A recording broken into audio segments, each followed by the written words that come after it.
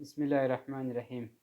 څنګه چې ګران هیوادوال په جریان کې دي، د تېرې چهارشنبې په ورځ د افغانستان د اوسپنې پټلۍ ادارې د سرپرست الحاج ملا بختالرحمن شرافت په مشرۍ د امارتي ادارو یو پلاوی ازبکستان هیواد ته سفر کړی و، څو د حیرتان مزار شریف اوسپنې پټلۍ د مسؤلیتونو د انتقال د پروسې په اړه چې افغان لوري ته انتقالېږي مذاکرات وکړي.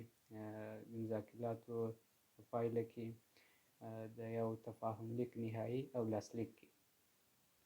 دلته دغه پلاوي له ازبکستاني لوري سره تر مفصلو مذاکراتو وروسته په ټوله کې په دې موافقه وکړه چې د حیرتان مزار شریف اوسپنې پټلۍ مدیریت په افغان لوري ته انتقالېږي.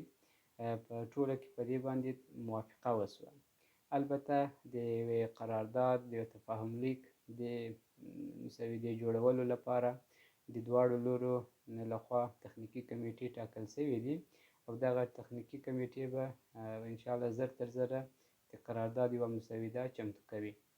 همداراز یوه زیری هیوادوالو ته دا لرو، خصوصا سوداګرو ته، چې سر له ننه یعنې د جمعې له ورځې به د حیرتان مزار شریف اوسپنې پټلۍ څخه د انتقالاتو نورمال بهیر بیرته پیلېږي او دغه بهیر به دوام کوي. نو انشاءالله ټولو هیوادوالو ته، سوداګر وروڼو ته اطمینان ورکوو چې سر له ننه د حیرتان مزار شریف اوسپنې پټلۍ له لارې انتقالات پیلېږي. دغه مسیر به، دا پروسه به دوامداره روانه وي په نورمال حالت کې او انشاءالله تفاهم لیک به په نږدو ورځو کې نهایي کېږي او لاسلیک کېږي.